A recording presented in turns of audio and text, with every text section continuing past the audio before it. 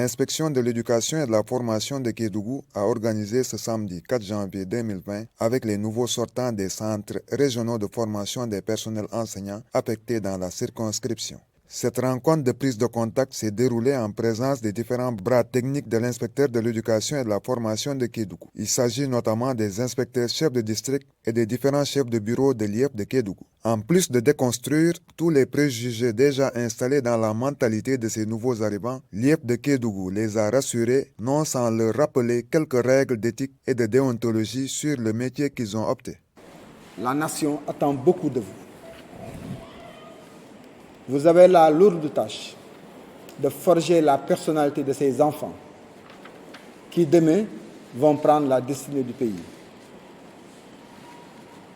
Et vous qui êtes au niveau donc de la base, à qui revient de poser les fondements, il va sans dire que de ces fondements dépendra la suite de la citadelle que nous voudrions construire pour notre pays. J'ai l'habitude de dire qu'aux enseignants, soyez des gens qui saignent, parce que vous n'avez pas choisi la richesse. Si je dis la richesse, je veux dire la richesse matérielle. Mais vous avez choisi une autre richesse. Comme on le dit souvent, les Wolofs, bu nit ñi di daw di wut alal, dawal nga wuti nit. L'enseignant s'enrichit. Il s'enrichit du jour au jour parce qu'il est là, il forge la personnalité de ses enfants. Et ce faisant, il contribue grandement à l'édification de la société. On dit souvent, le médecin qui se trompe peut tuer un malade, mais l'enseignant qui se trompe sacrifie une génération. C'est-à-dire toute l'ampleur de la tâche de l'enseignant. Tâche qui a une dimension sacerdotale. Quand on parle de sacerdoce, c'est un don de soi, sans contrepartie. À la limite, ce que vous gagnez n'est rien d'autre que le renouvellement de la force de travail, mais un renouvellement que vous avez gagné à la sueur de votre front, qui vous permet d'aller encore de l'avant. L'inspecteur a rappelé tout de suite les propos de Babacar Justin Ndiaye, qui consiste à dire que l'homme subit sa géographie, mais il fait son histoire. Certains l'ont choisi, d'autres ne l'ont pas choisi. En tout état de cause, vous êtes là aujourd'hui à Kédougou. On ne va pas vous demander si vous l'avez choisi en premier lieu. Non, parce que la géographie, on l'a subie. Déjà, pourquoi nous sommes nés au Sénégal? Nous ne pouvons pas répondre à cette question. Pourquoi nos parents sont nés au Sénégal? On ne peut pas répondre à cette question. Mais nous sommes des Sénégalais, nous sommes fiers d'être Sénégalais. Et comme on nous a affectés dans notre pays, le Sénégal, quelle que soit la zone, nous devons planter l'étendard de la citoyenneté, nous devons planter l'étendard de l'éducation au niveau de cette zone. Ce qui veut dire aujourd'hui, il vous appartiendra à vous et à vous seul d'écrire votre histoire. Vous avez subi la géographie, à vous d'écrire votre histoire. Mais faites tout pour l'écrire en lettres d'or dans les annales de l'éducation de Kédougou. Que ces enfants-là puissent demain se souvenir de ceux ou de celles qui ont eu à les forger, qui ont eu à faire de sorte qu'ils soient ce jour-là des cadres. Et c'est important. C'est pourquoi nous insistons beaucoup pour cette cérémonie qu'on a voulu encore beaucoup plus solennelle, pour vous donner comme viatique ces propos, le respect de la législation et du cahier de charges de l'enseignant, collaboration avec vos collègues, respect de la hiérarchie, à commencer avec votre directeur. Forgez votre personnalité professionnelle. Oui, c'est important. Le parchemin que vous avez, qu'on appelle certificat de fin de stage, n'est pas le bout du chemin, mais c'est le début d'un chemin. Il vous appartiendra de cheminer sur ce chemin pour qu'au terme, ce parchemin puisse être un bon diplôme. On dit souvent, l'enseignant doit avoir son certificat d'aptitude professionnelle. Oui, mais le plus souvent, quand on l'a aussi, on en fait un certificat d'aptitude à la paresse. Ne soyez pas parmi ces enseignants-là. Quand j'ai jeté un coup d'œil sur en tout cas ceux et celles qui sont déjà venus, sur vos parcours, sur vos diplômes académiques, j'ai été subjugué. J'ai été très content. Je me suis dit qu'on a en tout cas de bons enseignants qui ont un niveau académique très important.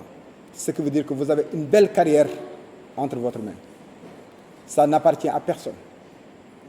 Vous êtes dans cette carrière, vous avez toutes les possibilités de vous hisser au fait du système éducatif, même au-delà de ça, au niveau des autres postes de responsabilité. Parce que dès l'instant que vous avez votre CAP, vous êtes classé, tous les concours professionnels vous sont ouverts. À vous de travailler pour que vous puissiez encore aller de l'avant. Vous avez aujourd'hui entre 20 et 30 ans, maximum 31 ans. Vous n'avez pas le droit. Vous n'avez pas le droit de retraiter comme instituteur. Mais le destin de tout un chacun est entre les mains de Dieu. Mais travailler à changer la donne. Le reste maintenant, si ça vient, tant mieux. Si ça ne vient pas, on saura que c'est ainsi. Mais c'est juste pour vous dire d'être ambitieux. D'être ambitieux et de vous dire, vivre, c'est se fixer des objectifs. Le premier objectif, c'est de dire, je vais en tout cas forger ma personnalité professionnelle. Je vais apprendre mon métier, avoir mon certificat d'aptitude professionnelle. À la suite de cela, travailler encore à aller de l'avant. À chaque fois, vous fixez des objectifs. Et à chaque palier, fixez encore d'autres objectifs pour aller de l'avant. C'est sur ce que, en tout cas, je voudrais convier tout un chacun, étant entendu, comme je vous ai dit là tout de suite, cette promotion est ma promotion.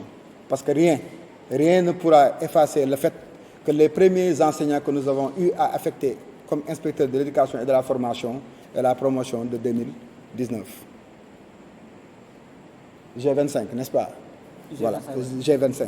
Donc ça, c'est un fait. Et je ne voudrais pas, je le disais hier à certains enseignants, je suis passé à l'école maternelle, voilà, pour leur souhaiter une bonne nuit, les encourager.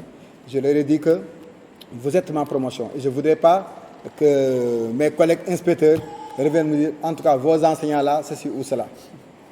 Voilà. C'est pourquoi j'étais un peu meurtri quand j'ai constaté certaines absences. Mais au fait, certainement, c'est dû à des préparatifs. Voilà, et ils sont en cours de route. Mais ce que je voudrais vous dire, et j'insiste là-dessus, vous êtes ma promotion. La promotion à moi pour tous ceux et celles qui sont affectés au niveau de Kédougou. Voilà, travaillez à ce que je continue à être fier de vous. Déjà, je le suis avec donc les profils qui sont avec nous, à vous de travailler. Et je dis que ces enseignants-là qui ont les masters, les licences, surtout eux, ils doivent aller de l'avant, ils peuvent aller de l'avant. Il leur appartient tout simplement cette humilité, cette modestie, cette curiosité, voilà, qui fait qu'on demande aux autres, qu'on se dit, on apprend le métier. Parce qu'on le dit, du choc de deux cailloux jaillit l'étincelle. C'est l'étincelle du savoir. Vous avez des savoirs en vous, vous avez des connaissances, d'autres en ont. Échangez. Échangez de manière simple, parce qu'entre ta vérité et ma vérité, il y a la vérité. Il suffit tout simplement de faire un pas pour qu'on se retrouve au niveau de la vérité. C'est une manière de vous dire d'être ouvert aux échanges et en toute humilité, en toute simplicité, en toute modestie, travailler avec vos collègues pour que vous puissiez forger votre personnalité professionnelle et aller de l'avant. Par rapport aux parents d'élèves, soyez les complices de ces parents d'élèves. Parce que je l'ai dit tantôt, vous êtes des instructeurs et des instructrices, mais aussi vous êtes des éducateurs. Et personne ne peut enlever du fait que le parent soit un éducateur. Il lui appartient d'éduquer son enfant. Ce qui veut dire qu'il faut une collaboration entre le parent et l'enseignant pour qu'ensemble vous puissiez éduquer ces enfants-là. Donc soyez complices avec les parents d'élèves. Parfois les parents ne comprennent pas. Il vous appartiendra à vous de leur apprendre le métier du parent d'élève. Car le parent d'élève, ce n'est pas le père biologique ou la mère biologique de l'enfant. Le parent d'élève n'est pas le tuteur ou la tutrice de l'enfant. Le parent d'élève, c'est celui qui sait coacher, celui qui sait faire un monitoring, celui qui sait accompagner l'enseignant pour que cet enfant-là soit un véritable élève, un élève qui apprend pour aller de l'avant. Et ça aussi, je vous invite donc à faire de ça. À propos des enfants, soyez leur père, soyez leur frère, soyez leur mère, soyez leur grande sœur. Faites tout parce que ce sont vos enfants, ce sont vos frères et sœurs. Et aujourd'hui, encore une fois, n'oubliez jamais ceci. Les enfants ont des droits. Vous avez pu bénéficier de ces droits jusqu'à aujourd'hui. Vous êtes dans cette posture, à vous de travailler. C'est un devoir de travailler à ce que ces enfants-là puissent jouir de tous leurs droits. Il y a beaucoup de difficultés. Il y a beaucoup de difficultés au niveau des différentes zones, mais il vous appartiendra de vous dire qu'il y a des personnes qui vivent ici, je pourrais y vivre. L'homme a la capacité d'adaptation. À vous de vous adapter, vous êtes des enseignants. À vous de faire de sorte que les populations puissent vous accepter, parce que vous les acceptez comme tels. À vous de faire de sorte qu'ils ne soient pas heurtés par votre comportement, parce que vous avez le sens de l'observation et vous avez pu, en tout cas, prendre vos dispositions de sorte que quelqu'un qui vient juste dans le village, qu'il ne puisse pas dire c'est là l'enseignant, parce qu'il est comme eux. Comme eux, pas dans un autre sens, contraire aux valeurs que vous aurez donc à développer au niveau de l'école, mais c'est juste une manière de dire, d'aller dans le sens de promouvoir les valeurs au niveau des zones respectives que vous serez appelés à servir. Voilà, donc c'est sur ces notes d'espoir que je remercie tout un chacun. Nous excuser encore une fois du fait que vous n'avez pas pu avoir vos ES depuis hier. Il l'a dit, c'est dû à beaucoup de paramètres. Ce dont nous avons reçu était inférieur à la demande. Il fallait faire beaucoup de gymnastique parce que c'est notre dernière chance et toutes les écoles doivent fonctionner. Certains sont restés pendant 3 mois, d'autres c'est des classes multigrades. Alors il fallait faire donc beaucoup de gymnastique pour que toutes les écoles puissent fonctionner. Maintenant, par rapport à la législation, j'en ai parlé. Le plus souvent, c'est les absences qui posent problème au niveau des écoles. Il y a beaucoup de choses à faire par rapport à la première semaine en termes donc de papier. Il n'y a pas de problème. Mais au-delà de cette première semaine, certains collègues vont vous le dire, nous ne voudrons pas voir les enseignants traîner à l'inspection de l'éducation et de la formation aux heures de travail, sauf en cas d'urgence. Maintenant, en dehors des heures de travail, l'inspection de l'éducation et de la formation est un service public comme la mairie et la poste. C'est ouvert et au premier chef pour les enseignants. Venez chez vous, on va vous accueillir, vous écouter, vous assister, vous encadrer, les inspecteurs, jusqu'à ce dont vous aurez besoin puisse être en tout cas à votre portée comme vous l'aurez souhaité. Voilà donc ce que je voudrais dire. Remercier donc tout un chacun. Encore une fois, Mangi Massaou Nyep et bonne année scolaire à tout un chacun. Je vous remercie.